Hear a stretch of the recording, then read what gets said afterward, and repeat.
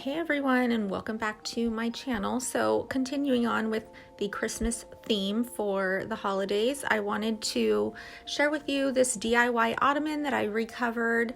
It is a mid-century modern ottoman. I've been seeing these all over the place and I thought I could do that myself. So here's a quick tutorial and let's jump right in. So for this project, you're going to need a staple gun, some coordinating staples, scissors, and a hammer.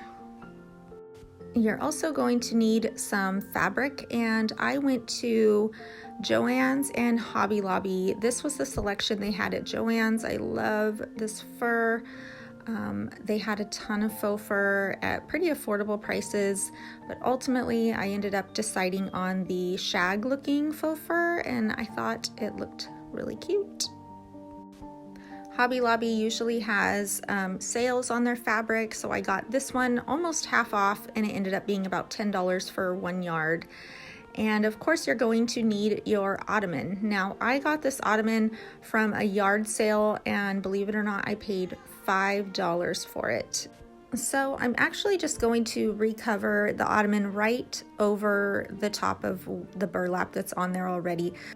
I'm just going to trim off any excess pieces or anything that's hanging off because I don't want anything, looser that's going to look tacky.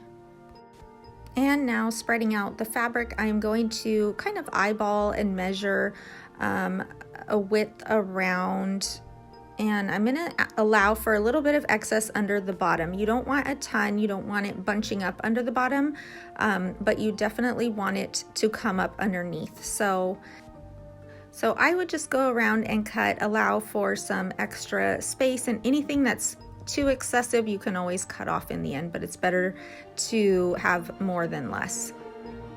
And once I get the shape cut out, I'm just going to go around and make little slits. Now I keep coming up and measuring it, just making sure that the slits don't come all the way down the sides. If they do, depending on your fabric, shag is very, very forgiving, so you don't even really see it.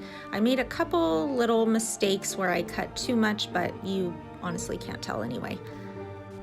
And now for the stapling part. So this is an Arrow staple gun, and this is by far my most favorite staple gun. It's not intimidating to use at all. It's really, really easy. I will link it down below. You can get it on Amazon, but it just works really, really well.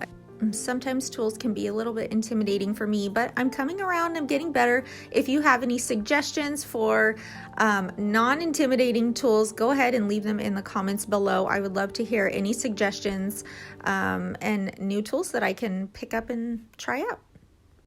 So finishing up underneath, I'm just going to secure everything, make sure that I have no bunches, cut off anything that's excess or too much. I'm just going to make sure that everything is secure, that I have no holes, everything's covered up. And shag, like I said, shag is really, really forgiving, so you can get away with it not being perfect.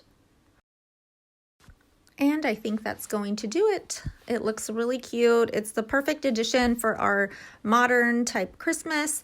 If you guys have any questions, leave them in the comments below and I will be sure to answer them. I can help you guys in any way.